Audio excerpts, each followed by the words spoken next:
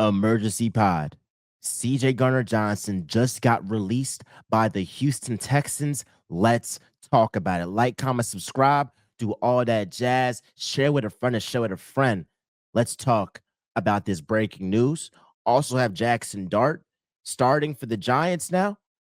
And Eagles versus Buccaneers. Mike Evans, he is now out for multiple weeks. He is not going to play in that matchup. And might just preview some of just like the whole NFC as a whole and all that stuff. But let's talk about CJ Gardner-Johnson, the hot topic this afternoon. I don't care what the hell happened with the Houston Texans. Bring CJ Gardner-Johnson back to the Philadelphia Eagles. He wanted to be in Philly. He never wanted to leave the Eagles.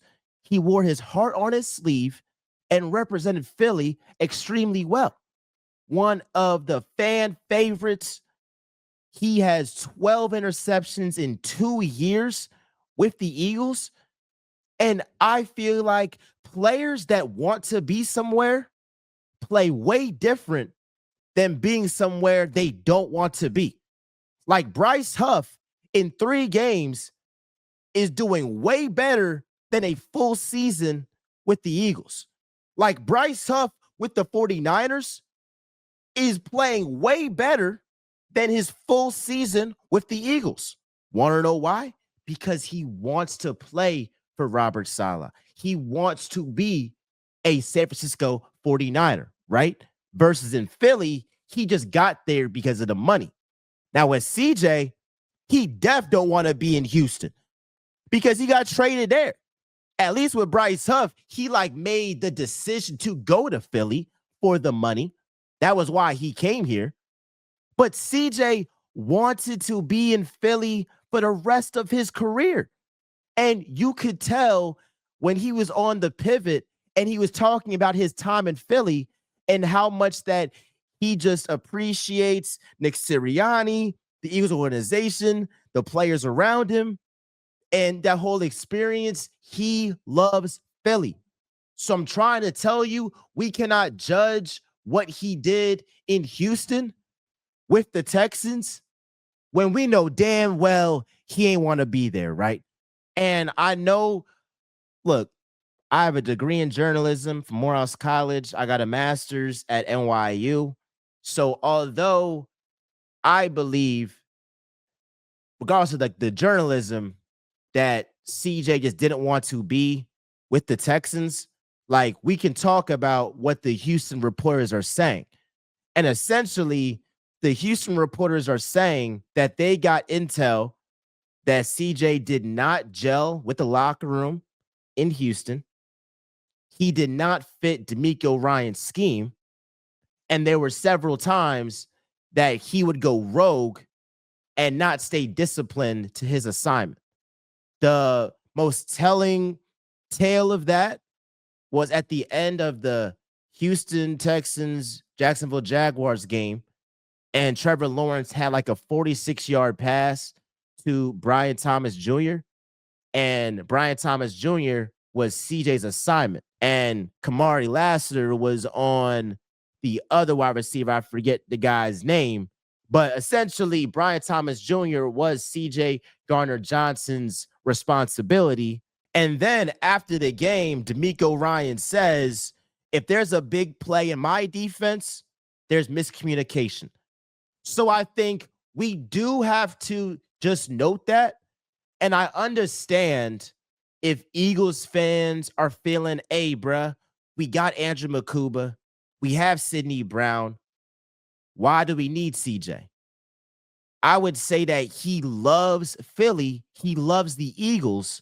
And if you believe in Andrew Makuba, and if you believe in Sidney Brown, and if you believe that, oh, yeah, they are some dogs, then bringing in CJ doesn't change that. If anything, it ups the level of competition in the DB room. Because now it's Makuba, it's Sidney Brown, it's CJ Gardner-Johnson that are all fighting for playing time. And I just think that raises the competition level. Now you see the best from Makuba. Now you see the best from Sidney Brown. I believe that CJ Gardner-Johnson is a fan favorite in Philly. He kind of represented what Philly's all about. Wear your heart on your sleeve. I'll be honest, like after the after the Buccaneers game, right? And I'll tell y'all this. I had a rant where I talked about CJ Gardner-Johnson and I went off. I was like, bro, you can't be out here saying I'm putting BTA and then you're getting cooked the whole entire game. CJ texted me on Instagram and he said, hey, like, I appreciate your insight. I was injured in 2023. I'm getting my feet under me now. I will be better. And since that moment, he had 6 interceptions and helped lead the Eagles to win their second championship. So I'll be honest, is part of me have an affinity towards CJ because of that relationship and also because of the moments that he had in Philly for sure. So if you want to, say, hey, Miles, like, you know the guy a little better, y'all has communication. All right, I get it. But I do think it is true that you play different and you act different when you're somewhere that you want to be versus somewhere that you don't want to be. Like, folks act way different when they're with a girlfriend or boyfriend that they want to be with versus somebody that they don't really want to be with, right? So CJ with Houston, he ain't really want to be there. So do I believe some of the reports are true that he did not fit DeMeco Ryans' scheme? And I believe the safety Ward is about to come back in a couple of weeks. So I think the Texans were like, well, we're going to have Ward take your spot anyways. So we'll just release you. And we don't think that you will be able to handle it well, knowing that you're losing your starting spot. So I understand why the Texans did it, but you cannot compare the Texans and the Eagles because CJ's impact on the Eagles just can't be understated right there. 2 seasons he was with the team, 2 seasons, they gone to the Super Bowl. And one of those years, they won the whole damn thing. So I would love it. Bring CJ back. But again, I get why some of y'all might be hesitant. But if you believe in Makuba so much, then bringing in CJ is not going to change that because a dog is always going to rise above. Now, let's talk about Jaxson Dart joining. Well, I said joining. He's already on the Giants, but Jaxson Dart becoming the starter for the Giants. Pete. I mean, the Giants had to do it. The Giants had to start Jaxson Dart because I believe if they kept playing Russell Wilson, they would go 0-17.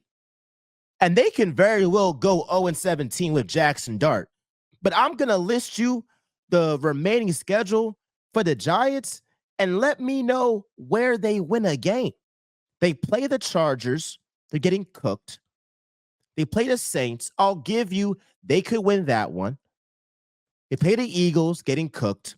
Broncos, cooked. Eagles again, cooked. 49ers, cooked. The Bears, I would have the Bears. If something fluky happens, the Bears could lose, but I would still say that the Bears beat them. And you got Packers, Lions, they're losing that. Patriots at Foxborough, you're losing that. Commanders, Jane Daniels is going to be healthy, you're losing that. Vikings, you're losing that. Raiders, maybe you can win that one. Cowboys, you got Raiders, Cowboys. So, like, out of like the remaining schedule, out of the 14 remaining games, they have 3 games that they can win. 3 games. That's the Saints, that's the Raiders, and that's the Cowboys' last game of the season. Those are the only ones. So Brian Daboll is saying to himself, in order for me to keep my job, because I'm not going to survive a season where we win 2-3, 1 game, my best shot of me keeping my job is starting Jaxson Dart. And even if the Giants win 3 games, 2 games, if Jaxson Dart shows promise, I got at least another year. So it makes sense why Brian Daboll said, hey, Jaxson Dart, you get the start.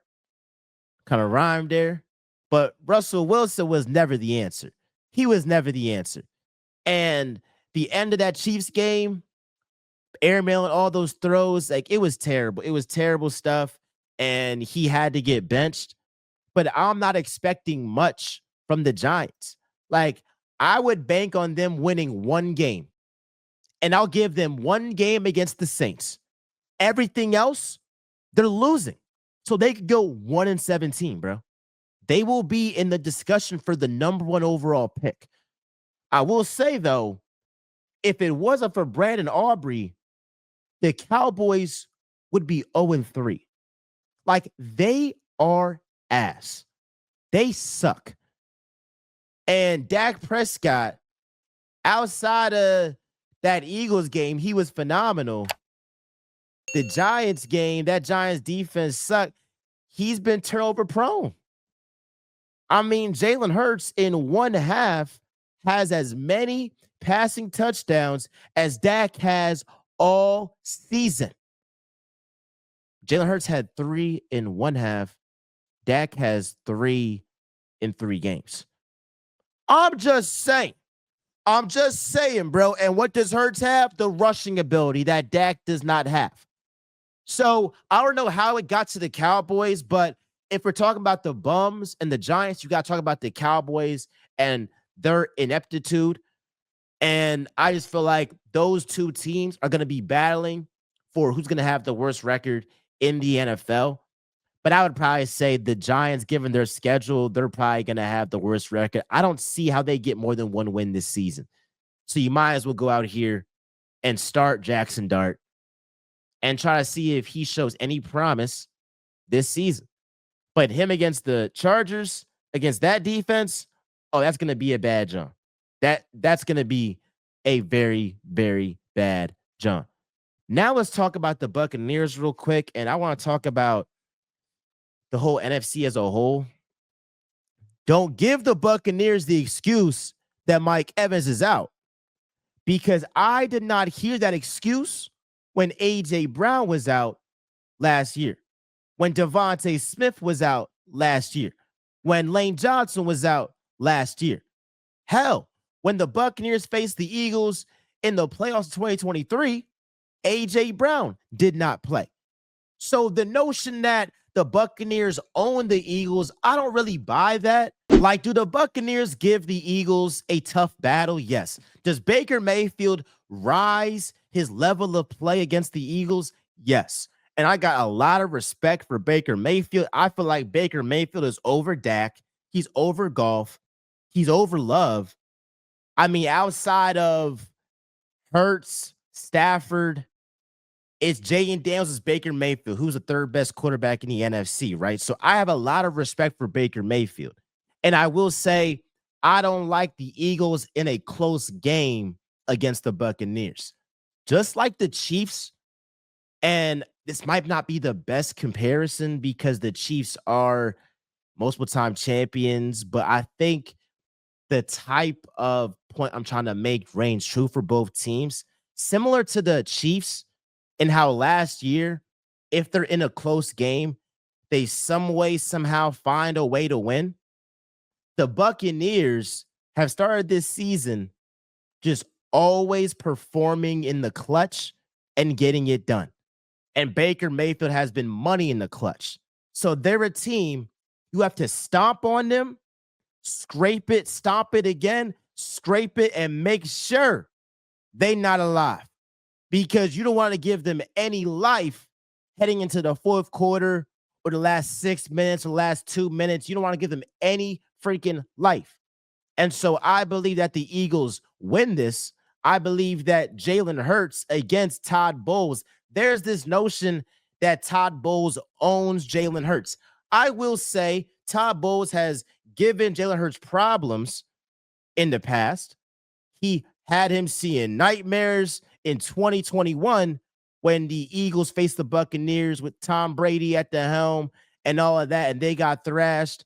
And then when the Buccaneers faced the Eagles in 2023 playoffs, we saw Todd Bowles' defense just have Jalen Hurts see ghost out there. So I will give that before Travis Kelce retired and Hurts wasn't as cerebral of a quarterback pre-snap, that Todd Bowles got the better of him.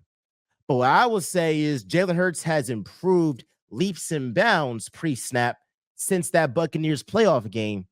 And the type of zero blitzes that Todd Bowles wants to throw at Jalen Hurts, they're not going to work. They're not going to work. And the offensive game plan against the Buccaneers should be to attack them. This whole conservative approach, you can miss me with that, bro. Like we said last episode, Mike Tyson never went into a fight thinking about, wow, I have to adjust to what my opponent is doing. He's saying, no, my opponent has to adjust to what I am doing. And the Eagles' offensive scheme, offensive game plan heading into a game should be the opposing defense has to adjust to what we are doing. So if we're aggressive, giving the ball to AJ and Smitty and Goddard, then the defense has to pick. Do we double AJ? Do we double Smitty? Do we have light boxes and prevent deep shots down the field? Or do we say we don't want Saquon Barkley to rush for $150 and 3 touchdowns? But it should be on the defense reacting to the Eagles' aggression. It should not be the Eagles' offense reacting to another defense. Because outside of the Browns and maybe the Packers, there is not a defense in the NFL that you really have to be like, man, they have a generational talent. And we have to, have our play calling, based off that player. Like Myles Garrett, yeah, you have to call a game different because of how great he is. Micah Parsons, when he's on his game, you have to call a game a little bit different. But the Cowboys, without Micah Parsons, like you're telling me that you're just giving them what the defense gives you, or you're just playing what the defense gives you against the Cowboys, and it's like, bruh, the Cowboys, that defense ass. If you don't be aggressive, bro, and let your killers work, what are we talking about, bruh? Same goes for the Rams, and they aren't as bad as the Cowboys defensively. But you saw in one half, Jalen Hurts was on pace for 600 passing yards. I said 600. This is why I'm a journalist first, and I'm not a mathematician. 400 passing yards and 6 passing touchdowns in one half. That's how lethal, that's how great this Eagles team is, and the weapons that they have is that they can turn it on at any moment. But then again, if Matthew Stafford played a little bit better, the Rams would have won that game because he missed some shots to Devontae Adams. He flat out did. And look, it's football, so you win some, you lose some. There's some plays that the Eagles would like to have back as well. So you can't base your analysis off that. But what you can say is there's going to be a moment that you can't have a half that bad in the playoffs or later on in the season because better teams and elite quarterbacks will make you pay. So I love y'all. I appreciate y'all. I'm going to say this last thing. NFC overview, preview, whatever the case may be. When I look at the NFC, the only team that I can really say, all right, the Eagles should think about is the Buccaneers. And it's because of Baker Mayfield. Like, I like the Packers a lot, and I think their defense can pose a threat to the Eagles because of how stout they are. But Jordan Love, do I trust him to outplay Jalen Hurts in a big game? Hell no. You can bet Jordan Love is going to have a pick or two. I mean, he had 3, right? In the wild card round. Hurts is never going to do that. Never going to do that. The Rams, the Eagles own the Rams. They're 4-0 against them in the past 2 seasons, dog. Sirianni owns McVay. Hurts owns Stafford. What more can I say? The 49ers are cooked. Nick Bosa out for the year. Kittle is on IR. I don't know what the hell that training staff is doing. And so after that, who else is left? The Lions? Look, bro, I know the Lions beat the Ravens, and I know they put up a number on the Bears. But again, it goes back to my point. Do you trust Jared Goff or Jalen Hurts in a big game? I'm going with Jalen Hurts every single time. That's what it ultimately comes down to. And I respect the Lions defensive coordinator. I feel like he did a great job against Lamar Jackson, them boys. And he probably had his best game so far as a defensive play caller. But I think that game is more of an indictment on the Ravens and their DC. Zach Orr, he's ass. He need to be gone. He need to be gone. And the Ravens just keep beating themselves up. Derrick Henry fumbling. Oh, Derrick Henry. Here's my last point. We got to stop comparing Saquon to Derrick Henry. We got to stop comparing Derrick Henry to Saquon Barkley. Look, the difference between Saquon Barkley and Derrick Henry, one guy turns over the ball, one guy does not. That's the difference. So far this season, I would rather have Saquon Barkley's season than Derrick Henry. And yes, Derrick Henry, yards-wise, touchdown-wise, he's been going crazy, but he has had some mental errors that have really cost his team. And yes, he's 4th in rushing yards. Yes, he's tied for 3rd in rushing touchdowns. And we know any given play, Derrick Henry can go for 70 yards to the crib. And we haven't seen Saquon be as explosive, but what we have seen Saquon Barkley do is take care of the ball. What we have seen Saquon Barkley do is that when teams are hyper focused to stop him, and the Eagles selfishly were saying, okay, Saquon, you're a 2K rusher. Let's not pass like that. Let's put it all on you, which I feel like is disrespectful because, yes, Saquon Barkley is amazing, but you need to have some balance in your offense so it keeps the defense guessing. So even with the Eagles passing offense being as putrid as it was for the first 10 quarters of this season, in that Chiefs game, I feel like it was one of Saquon's best performances because he got 88 yards when the passing offense was putrid and Steve Spagnuolo was saying, we're going to do everything in our power to stop Saquon Barkley, and he still had himself a phenomenal game. So I would take Saquon Barkley at this point as having a better year than Derrick Henry, and the biggest thing is the turnovers. I love y'all. I appreciate y'all. We're talking MJ. I know I always keep it real. I love y'all. We are out.